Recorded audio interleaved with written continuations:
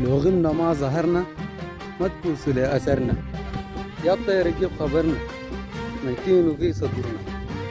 السلام عليكم ورحمة الله. طبعا صاحب الطارق قال لي 4 سنة ما شفت أمي. يا الله يجيبك لنا بالسلامة تام غلامنا، والله يحفظ لك أمك وأبوك وأخوانك وجميع أصحابك اللي بتعرفهم.